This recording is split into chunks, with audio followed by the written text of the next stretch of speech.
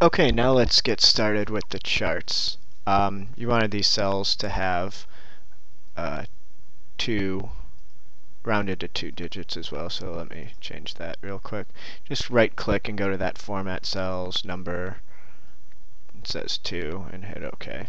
And I assume you know how to do that. It sounded like you did.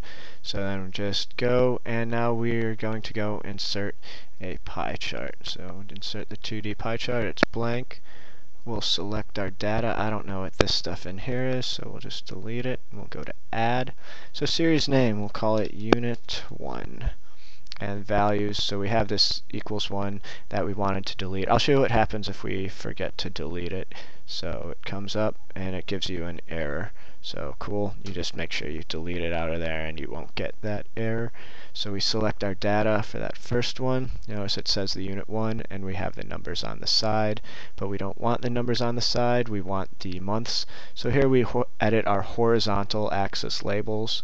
Let's go to edit, and we select our months and just hit OK. And we hit OK, and now that looks right, except you wanted those data labels, so just click on it and go to layout, data labels, and inside end I believe is where you wanted them.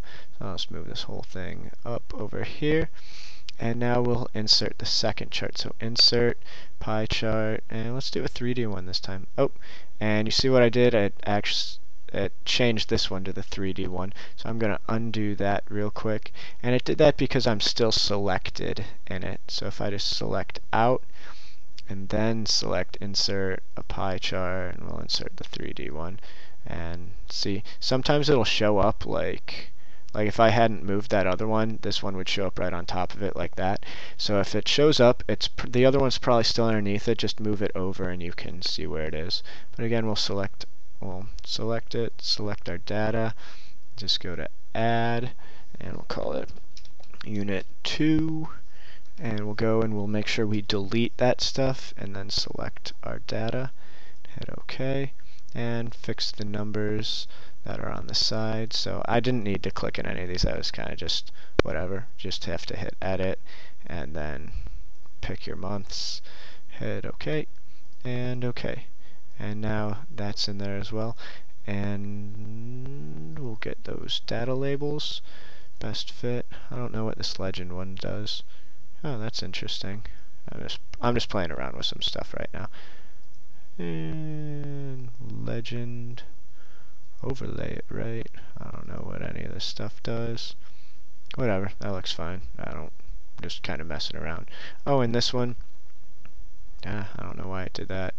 I want to make it one of those 3D ones, so we'll go over and make it 3D. Cool. So now we have unit 1. We'll drag this. Oops, I just moved the pie chart around. Oh, now I'm like reshaping it or something, I guess. So click that, and we'll just move it back up. Click outside, and just drag that down a bit. Drag it up a bit. Cool. So now we have them both. That's just the way the graphics rendered it. And there's nothing wrong with doing it this way. This way shows like each month compared to like the whole thing, to a whole year. But I think it would be better to display the data on a line chart.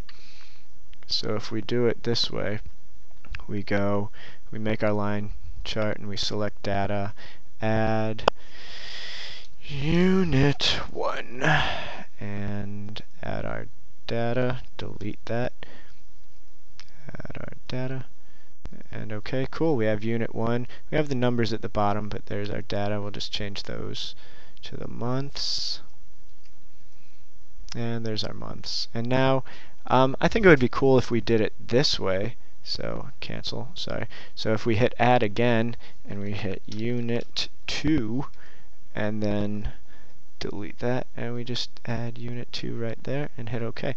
Now we have them both displayed on the one chart. We have unit 1, unit 2, and I just think that looks cool. That way we can change this to the months as well.